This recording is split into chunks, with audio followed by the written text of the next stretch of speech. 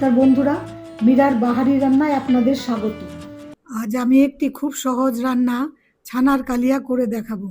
যারা নিরামিষ খান তাদের জন্য একটি অতি উপাদেয় রান্নার পদ। ভাত, রুটি, পোলাও সবেতেই যা অনায়াসে চলে যাবে। চলুন এবার রান্নাটা দেখে নেওয়া যাক।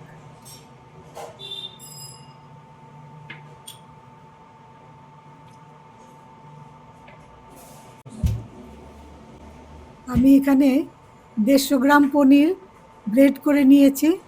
এর মধ্যে আমি হলুদ গুঁড়ো, নুন, আদা বাটা একটু, আর 1 টেবিল চামচ ছোলার ডাল বাটা আমি মাখিয়ে নিচ্ছি এর সঙ্গে। ছোলার ডালটা আমি আগের দিন রাত্রিবেলা ভিজিয়ে রেখে বেটে নিয়েছিলাম। খুব ভালো করে মিশ্রণটাকে মাখাতে হবে, একদম মসৃণ করে মাখাতে হবে। মাখিয়ে তারপরে এটাকে শেপ দিতে হবে। এই শেপ দেওয়ার কাজটা আপনারা ইচ্ছে করলে হাত দিয়েও করতে পারেন, আবার থালার মধ্যে পেতে নিয়ে চ্যাপ্টা করে করতে পারেন। আমি হাতের মধ্যে নিয়েই শেপ দিয়ে দিয়েছি। ওই মাখাটা থেকে খানিকটা করে পোর্শন নিয়ে আমি হাতের মধ্যে করেই চারকোনা একটা, হালকা চারকোনা একটা শেপ দিয়ে বড়াগুলোকে রেডি করে নিয়েছি।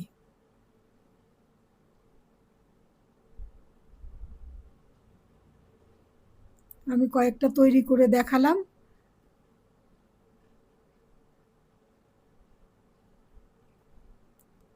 খুবই সহজ, একটু ফেটে যদি যায় ধারগুলো তাতে কোনো অসুবিধে নেই। সবগুলো আমার তৈরি করা হয়ে গেছে। এবার আমি কড়াই বসিয়ে তেল গরম করে নিচ্ছি। তেলটা যখন ভালো গরম হয়ে যাবে তখন একে একে বড়াগুলো, সবগুলো রেডি হয়ে যাওয়া বড়া, একে একে বড়াগুলো দিয়ে আমি ভেজে নেব।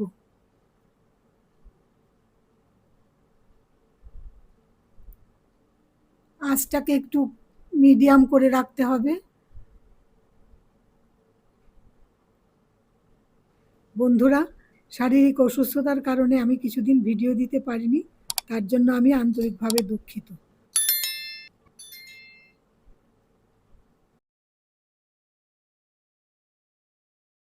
অনেকে এটা আটা, চালের গুঁড়ো, ময়দা এসব দিয়ে করে থাকেন, কিন্তু ওইগুলোর মাপ ঠিক না থাকলে একটু শক্ত হয়ে যায়। কিন্তু এই ছোলার ডাল বাটারটা দিলে অতটা শক্ত হয় না, ভেতরটা নরম থাকে, আর ঝোলও অনায়াসে ঢুকে যায়। আমি একটু বেশ কড়া করে ভেজে নিয়েছি। ওই কড়া ভাজার, ছানা ভাজার গন্ধটা যেটা পরে ঝোলের মধ্যে অ্যাড হবে। ছানা ভাজার একটা সুন্দর গন্ধ আছে। এবার আমি কড়াইয়ের মধ্যে একটু তেলটা কমিয়ে নিয়েছি। কড়াইয়ের মধ্যে এবার আমি তেল আর ঘি দিয়ে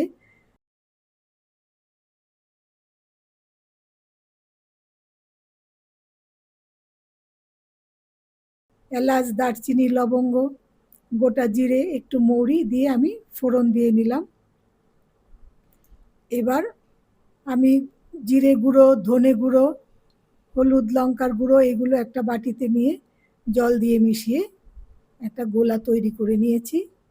সেই গোলাটা আমি ওই ফোড়নের, ভাজা ফোড়নের যখন সুগন্ধটা বেরোবে তখন ওটা দিয়ে দিচ্ছি। গোলা হয়ে গেছে, এবার আমি এটা ঢেলে দিলাম।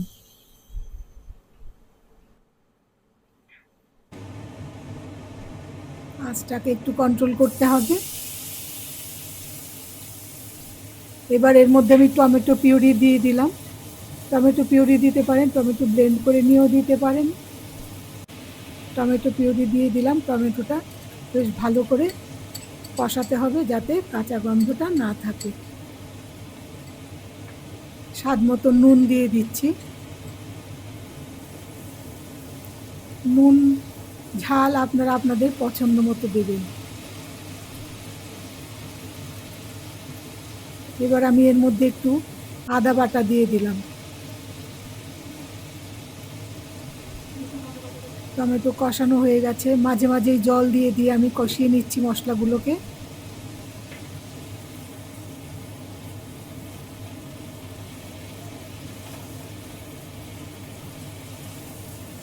আদা বাটাটা থেকে যখন সুন্দর একটা মিষ্টি গন্ধ থাকবে তখন পরবর্তী মশলাগুলো আস্তে আস্তে দিতে হবে। তবে খুব বেশি মশলার ব্যবহার এতে নেই।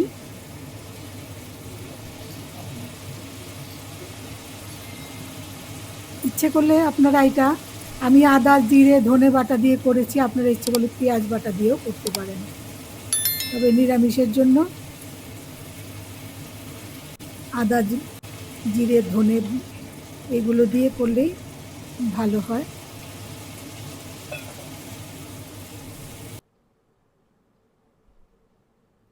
মশলাটাকে সুন্দর করে কষাতে হবে। এবার আমি এর মধ্যে 2 টেবিল চামচ মতো টক দই দিয়ে দিচ্ছি।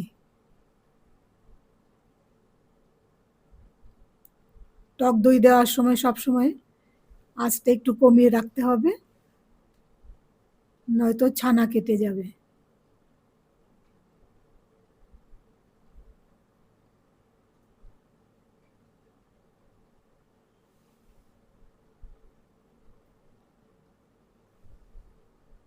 সব মশলা মোটামুটিভাবে ভালোভাবে কষানো হচ্ছে। বন্ধুরা, ভিডিওটা যদি ভালো লাগে আপনারা লাইক শেয়ার সাবস্ক্রাইব করতে ভুলবেন না।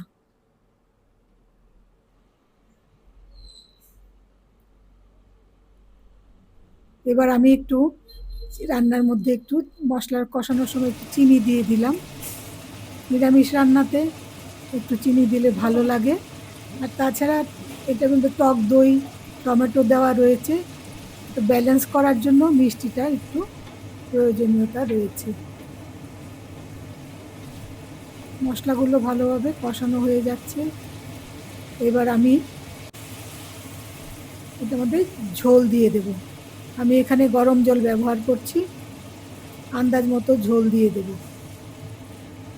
নুন মিষ্টিটা আপনারা একটু টেস্ট করে নেবেন। আমার একটু কম মনে হয়েছিল, তাই আমি আরেকটু আবার দিলাম নুন মিষ্টি। এবার আন্দাজ মতো ঝোল দিয়ে আমি এবার তৈরি করে রাখা ভাজা বড়াগুলো এর মধ্যে দিয়ে দিলাম। একটু হাফ চামচ মতো ঘি দিয়ে দিলাম।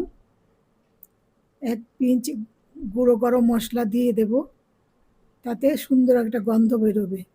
রান্নাটা মোটামুটি হয়ে এসছে। এবার আমি একটু গরম মশলা দিয়ে দিলাম। এই গরম মশলাটা আমি ঘরে তৈরি করেছি। এবার আমি আপনাদের সার্ভ করে দেখাচ্ছি। দেখা হবে অন্য রেসিপিতে। নমস্কার।